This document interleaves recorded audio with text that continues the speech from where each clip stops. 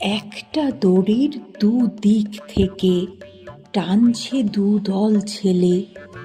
তাই না দেখে বনের বানর লাফায় খেলা ফেলে। সকল বানর ফন্দি আঁটে, জবর মজার খেলা। এমন খেলা খেলেই সবাই কাটিয়ে দেব বেলা। কিন্তু দড়ি মিলবে কোথায়?